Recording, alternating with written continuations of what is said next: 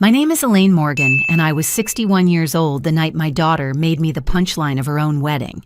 I remember sitting at a round table covered with white linens, the kind of setting brides dream about: crystal glasses, golden cutlery, a chandelier overhead casting its glow on everything.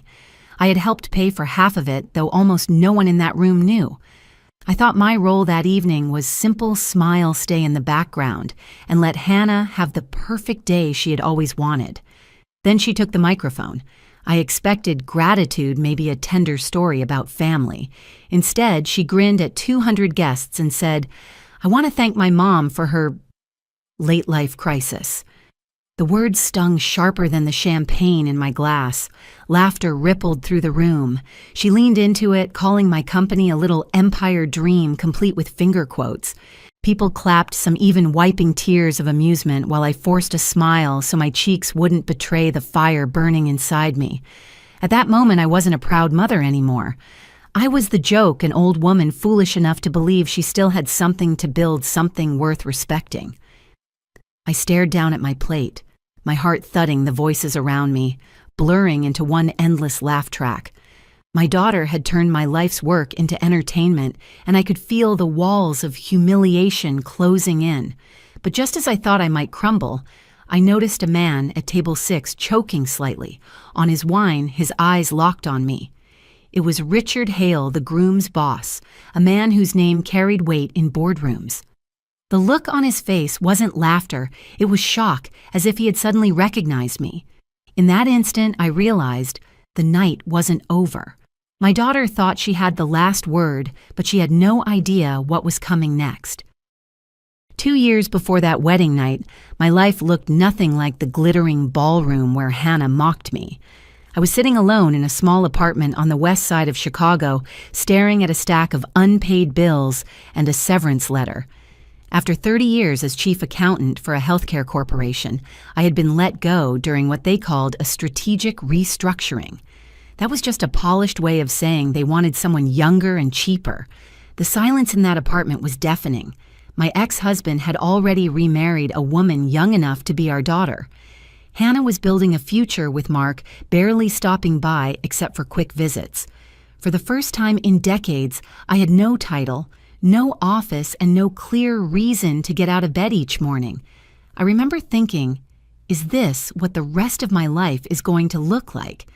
But despair has a way of cornering you into a decision. Either surrender or fight back. One afternoon, while sipping bitter coffee at the kitchen table, I opened my old leather notebook and began sketching ideas. I still had decades of financial expertise, years of balancing messy budgets and fixing broken systems. Why not use that? That day, the seed of Morgan Strategies was planted. It started small consulting for local shops, helping them organize accounts and cut waste. I didn't even tell my family at first. When Hannah did find out, she rolled her eyes. "Mom, you're 60, not 26. Maybe just enjoy retirement." Her words stung, but they also fueled me. Each dismissive comment became another reason to push harder. Looking back, that was the moment I decided my story wasn't going to end in that lonely apartment. Family dinners became the hardest part of my week. We'd gather at Hannah and Mark's condo downtown, the table always set with expensive wine glasses and trendy dishes she had learned from cooking shows. On the surface, it looked warm and inviting, but underneath every conversation felt like a test. I was destined to fail. "Mom, you didn't tell Mark's parents you're still doing that consulting thing, did you?" Hannah asked one evening, her tone half joking, half warning. She was arranging roasted salmon on plates, but her eyes flicked at me like I was a child about to misbehave. I might have mentioned a client project, I said, carefully folding my napkin to keep my hands steady. She sighed loudly. "Please, Mom, don't embarrass me. Just say you're between jobs. It sounds more respectable." Mark chuckled from across the table, pouring himself a glass of Cabernet. "I think it's kind of cute, actually. Keeps you busy, right? Like a hobby." He spoke as if I were knitting scarves, not negotiating contracts. The room erupted in polite laughter, and I sat there with a frozen smile. Inside, my stomach twisted. Every success I wanted to share, like the cafe I'd helped triple its profits, died on my tongue before it reached my lips. Even my sister joined in at times. "Elaine, why not look for something steady, a clerical job maybe? You missed your chance at anything big. Better to be realistic." Their words stung, not because I doubted my abilities, but because these were the people who were supposed to believe in me. Instead, they boxed me into the role of the aging mother who should fade quietly into the background. I left those dinners smiling on the outside, but each night I drove home gripping the steering wheel tighter, promising myself I wouldn't let their small vision of me define the rest of my life. What no one at those family dinners knew was how quickly my so-called hobby began to grow. At first, it was just small contracts, bookstores, bakeries, small firms struggling with messy ledgers. But each project sharpened my instincts, and each success gave me leverage to reach higher. Within a year, Morgan Strategies was no longer just a consulting gig. It had become a vehicle for acquisitions. I remember my first deal vividly. A small manufacturing company in Joliet was drowning in debt, but I saw potential. While others walked away, I negotiated terms, secured financing, and turned the place around within 6 months. The profit gave me the confidence and capital to aim bigger. From there, opportunities seemed to find me. Mid-sized tech firms, energy startups, logistics companies. One by one, I quietly acquired controlling stakes. I never boasted about it. Not to Hannah, not to my sister, not to anyone. When clients signed contracts, I celebrated alone with takeout and a glass of wine in my modest apartment. The world might have seen an aging divorcee living simply, but behind the scenes, I was building a portfolio worth tens of millions. Sometimes I wanted to tell Hannah. When I saw her scrolling through wedding websites and worrying about budgets, I wanted to say, "Sweetheart, don't stress, I can cover this without blinking." But each time I tried, her smirk or dismissive wave cut me off. To her, I was playing dress-up in the business world. So I bit my tongue, kept my victories private, and let her believe I was scraping by on divorce leftovers. Silence became my armor. If my own daughter thought I was irrelevant, fine. I would let the results speak one day louder than any defense I could ever make. As Hannah's wedding drew closer, my checkbook opened wider. The venue she wanted was a historic hotel outside Chicago, its ballroom lined with tall windows that glowed with evening light. The price tag made me pause, but I signed the deposit without hesitation. I wanted her day to be everything she dreamed of, even if she believed the money came from my divorce settlement. During the rehearsal dinner, Hannah pulled me aside near the coat room. She looked beautiful in a silk dress, but her expression carried that familiar edge. "Mom," she whispered sharply, "please don't talk about your business tomorrow. Mark's boss will be there and a lot of his colleagues. These are serious people. I don't want them thinking my mother is chasing fantasies." I bit down hard on my lip. "You mean Morgan Strategies?" She nodded quickly, glancing around. "Just say you're retired or between jobs. Don't embarrass me." I wanted to shout that I was paying for half of this wedding with money earned from those so-called fantasies. Instead, I forced a smile and said, "Fine, Hannah. I'll keep quiet." That night, back in my hotel room, I laid out the outfit. I'd chosen a navy dress, elegant but understated. Nothing flashy. I didn't want anyone accusing me of stealing the spotlight from the bride. Still, as I hung the dress on the closet door, a thought gnawed at me. Why did my daughter need me to disappear in order for her to shine? The next morning, I slipped into the ballroom before anyone else arrived. The chandeliers were lit tables, set with gleaming cutlery. It was stunning, and for a brief moment, I was glad I had given her this gift. I just didn't know the price would be my own dignity. The ceremony itself was breathtaking. Hannah walked down the aisle in lace and satin, her face glowing beneath a veil. I cried as she said her vows proud despite everything. But the warmth I felt in that chapel didn't survive into the reception. It began with the maid of honor's speech. She tapped her glass, smiling mischievously. "Now let's talk about Hannah's mom," she announced. The crowd leaned in, expecting something sentimental. Instead, she grinned wider. Elaine's been having what we like to call a late-life adventure. At 61, she's decided to build an empire. She curled her fingers into mocking quotation marks. Laughter rippled through the tables. My chest tightened. I forced a smile as the woman continued. We keep telling her to relax, to garden like other moms her age. But nope, she's playing CEO. The room broke into full laughter. I felt my cheeks burn. I thought Hannah would step in, maybe redirect the moment.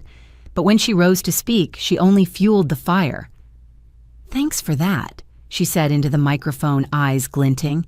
"Yes, Mom has been busy with her little projects. We all try to remind her that some dreams come with expiration dates. At 60, maybe it's time to be realistic." The crowd roared again.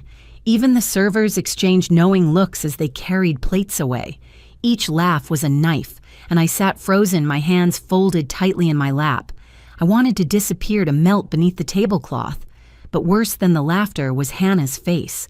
She wasn't embarrassed by the jokes she was in on them, nodding, smiling as though it were perfectly acceptable to humiliate her mother in front of 200 guests. And that realization hurt far deeper than any stranger's laughter ever could. I had barely recovered from Hannah's speech when Mark approached me during the cocktail hour. He placed a firm hand on my shoulder and leaned down with a smile that looked more like pity than affection. "Elaine, thanks for being such a good sport tonight," he said, guiding me toward a quieter corner near the hallway that led to the restrooms. My stomach tightened. I braced myself. I know Hannah can get carried away with her humor. He continued, lowering his voice as if offering comfort. "But don't take it personally. Everyone knows your consulting thing is just, well, something to keep you busy." I blinked. "My consulting thing." He chuckled softly, as though I had just confirmed his point. "Yeah, it's great that you're staying active. But let's be honest, at your age, it's not about building a career anymore. It's about keeping your mind sharp, giving you purpose. That's what hobbies are for." I felt heat rush to my face, not from shame, but from fury, pressing hard against my ribcage. I wanted to tell him about the companies I'd acquired, the contracts stacked in my office drawer, the millions under management. Instead, I pressed my lips into a thin line and let him continue. "Just don't stress yourself," he said, patting my arm as if I were a fragile relic. "Hannah and I will take care of the serious stuff. You just enjoy life, all right?" I nodded once, forcing composure. He had no idea how deeply those words cut. As he turned back toward the dance floor, I stood in the hallway alone, the music muffled behind closed doors, my throat tight with unshed tears. It wasn't just strangers laughing at me anymore. It was my own family telling me to know my place. I was still steadying myself in that hallway when I saw Richard Hale approaching. Tall, composed, his tuxedo crisp, he carried the air of someone used to commanding boardrooms. I had been avoiding him all evening, determined not to risk another conversation that would reduce my work to a hobby. But he caught my eye, and it was too late to slip away. "Mrs. Morgan," he said politely, extending a hand. "I don't think we've been properly introduced.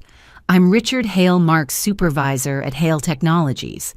I shook his hand, my smile measured. "It's Ms. Morgan, actually.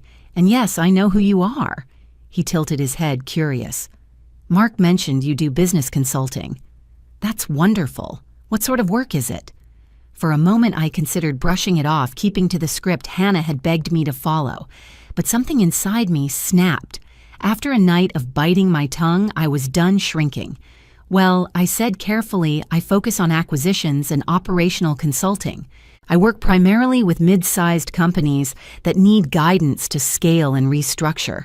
His brows lifted slightly. "That's quite specialized. How long have you been in that space?" "About 2 years, seriously," I answered, meeting his gaze, "though I've been building toward it for decades." "Impressive," he murmured, though I could see the skepticism in his eyes. Any firms I might know, I hesitated only a beat. Then I spoke the truth. "Yes. I recently acquired Hale Technologies." His expression froze. The polite smile drained from his face as if someone had flipped a switch. He blinked hard, staring at me. You acquired Hale. I nodded once. Through Morgan Strategies. The acquisition closed last quarter. The glass in his hand trembled. In that moment, the entire balance of the evening shifted. Richard's reaction alone would have been enough to vindicate me, but he didn't stop there. His eyes darted across the ballroom, then back to me, as if he couldn't contain what he had just learned. "Ms. Morgan," he whispered urgently, "do you realize half this room works for companies under your portfolio?" Before I could answer, he straightened his jacket and walked toward the stage. I felt panic rise in my chest. "Richard, please," I tried, but he was already taking the microphone from the DJ. "Ladies and gentlemen," his voice rang out, echoing beneath the chandeliers. The music stopped. Conversations died mid-sentence. 200 faces turned toward him, confusion rippling through the crowd. "I need to correct a terrible misunderstanding." He continued, his gaze sweeping across the room before landing squarely on me. "We've spent this evening laughing at Miss Elaine Morgan treating her business as if it were some whimsical pastime. But what none of you realized, including myself until just now, is that Ms. Morgan is in fact the founder and principal of Morgan Strategies. She is not dabbling. She is the woman who acquired Hale Technologies, the very company where I serve as Chief Operating Officer." A stunned silence fell over the room. Forks clattered onto plates. Gasps echoed. I heard someone mutter, "You're joking," while another guest nearly dropped their glass. Richard pressed on, his voice sharper now. "She has quietly built a portfolio of firms valued in the tens of millions. Many of you here are employed by companies she owns. And tonight, while mocking her supposed late-life crisis, you've essentially been mocking your own boss." All eyes turned to me. Hannah's mouth hung open, her face pale.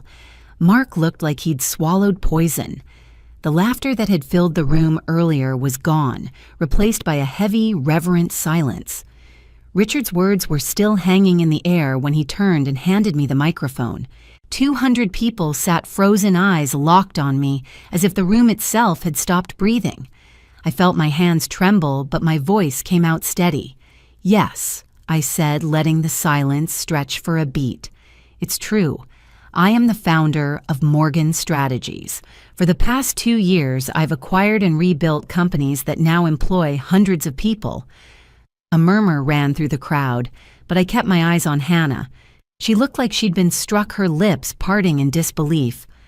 "I never told you," I continued softly, "because every time I tried, you dismissed me. You called my work a phase, a hobby, a crisis. Tonight you stood before all these people and told them my dreams had expiration dates. What you didn't know was that those dreams were already reality." Hannah's face flushed crimson. "Mom? Why didn't you just say so?" Her voice cracked, barely audible. I swallowed hard. "Because you didn't want to hear it. You asked me to stay quiet tonight so I wouldn't embarrass you. But Hannah, I wasn't the one embarrassing us. You were." The words weren't shouted. They didn't need to be. They landed with the weight of everything I had held back for years. The ballroom was silent again, the kind of silence that comes when truth has no room left to hide. The reception never truly returned to the easy laughter it had before. People still danced, the band still played, but the air was heavier, tinged with unease. Guests who had laughed the loudest at me earlier now avoided my eyes or else rushed forward with clumsy apologies. I accepted them with a polite smile, but inside I wasn't thinking about them. My attention was fixed on Hannah. She approached me only once before leaving for her honeymoon, her eyes red, her voice trembling. "Mom, I don't know what to say. I was cruel and you just let me humiliate you." I touched her hand gently. "Because it was your wedding day. I didn't want to take that from you, even if it cost me my dignity." Her tears spilled then, but I didn't hug her. Not yet. "Respect isn't a gift, Hannah," I said quietly. "It's a choice. You chose not to give it. That will take time to mend." In the months that followed, everything shifted. Mark began addressing me as Ms. Morgan at family dinners, suddenly careful with every word. My sister, once quick to lecture me about realistic expectations, now bragged to her friends about her successful sibling. Even colleagues who had looked past me at the wedding reached out with consulting contracts. But Hannah, that relationship took longer. She wanted things to snap back to normal, but I drew boundaries. We entered therapy together. She squirmed at first, but slowly began to understand the depth of what she'd done. It wasn't just embarrassment, it was erasure. Now, when I walk into a room, I don't shrink, not even with family. I know who I am, and I refuse to be underestimated. Because the greatest lesson I've learned at 61 is this: never let anyone, not even your own child, decide when your dreams expire. Thank you for watching. If you enjoy these family drama and revenge stories, please subscribe and join me for more every day.